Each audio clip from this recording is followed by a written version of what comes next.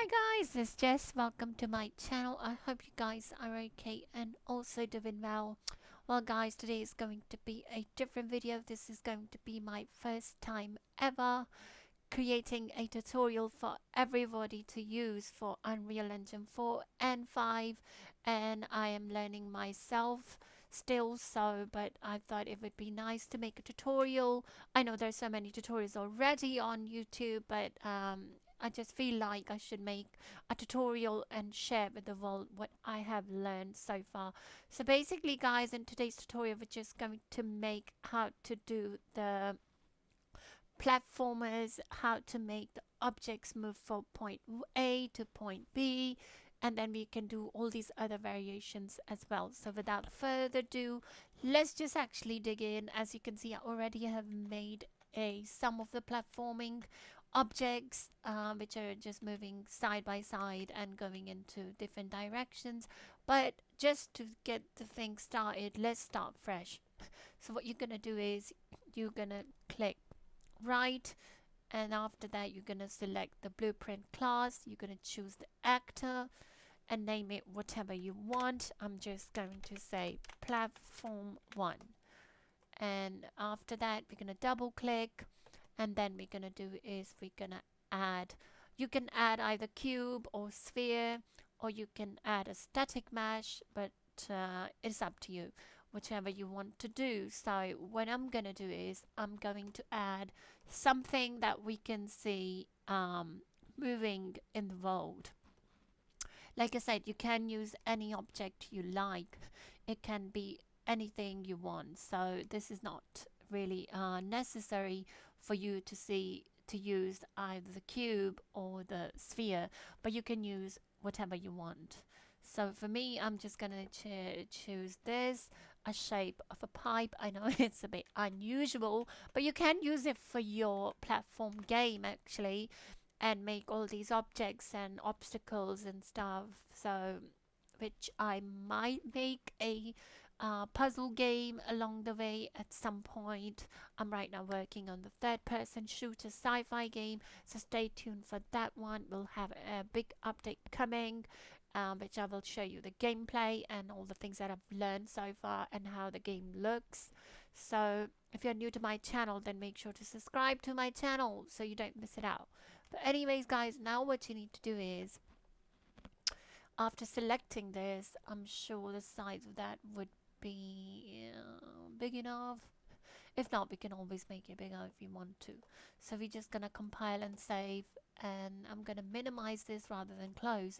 So we're gonna go in to put this object into the world just to see.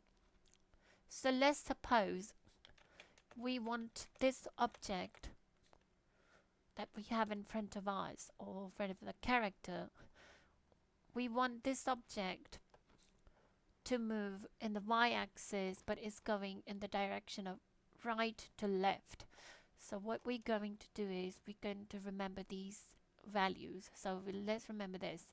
So it's minus 240, and now if we want this direction a little bit further, so minus 240 and minus 460. Okay, we're gonna put that back into where it was. Now what we're gonna do is we're gonna go into the event graph. Sorry about my event graph is looking a bit funny, so I have to move the window as we go. So what you're gonna do is, guys, we're going to delete this, and I'm gonna show you a really good way which my teacher showed me. So what you're gonna do is add custom event, and we're going to call this custom event right, left to right. Okay, once we do that, we're gonna do is we're gonna do add timeline, and in the timeline we're gonna say the same thing. Well, I might have put it wrong, but it's okay, not need to panic. So at this point in the timeline, you need to click float track and name this one whichever you like, but I'm just gonna say right to left, rather left to right, I should say, left to right.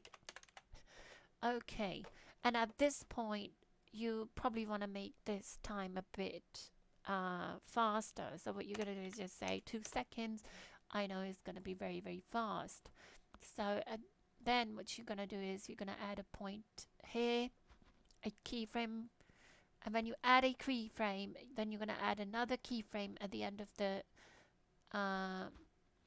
2-second timeline. So what you're going to do for that one is you're going to make the time to be 0. And here you need to remember these values that we had. So it was minus 240. And then for this one, it was... So here you're going to put the time first. So it's going to be 2 seconds. And then the value is going to be 460. So this is why I was saying that you need to remember the values. So as you can see, the flow chart is showing all these values that we put in. So it's going from minus 256 and it's going all the way to 460. At this point it's not showing, but trust me, it will work. Okay, now you need to go back to your event graph. At the event begin overplay, you're going to say set timer by function name.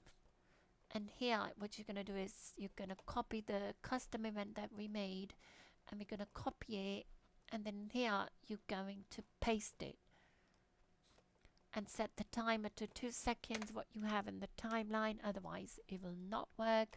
And set this to loop, and then set this one to reverse from end.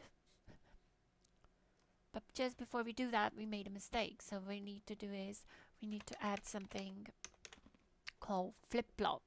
So flip-flop is actually used to make things do. If you have one function, it will, and you have another function, but you cannot use that function, because if the pin only goes to the one function, that's when you need to use a flip-flop, so you can go from point A to point B. So at this point, then you need to add flip-flop, if I can spell it right. So here's the flip-flop, as you can see, like I was saying. So point A is going to go into the play from start, and point B is going to go to reverse from end. And at the update, you're going to get the set actor location. Many people choose the set relative location, but this is work for me. So the target is going to be self, add reference to self, and you can put this if you like over there.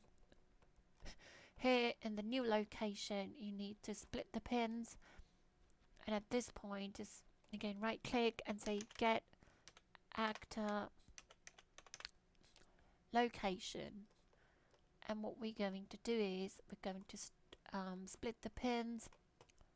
So at this point, the X is going to go to the X, C is going to go to the Z, and this one, it'll go into the Y axis, because this is what we set it out for. And at this point, it is done.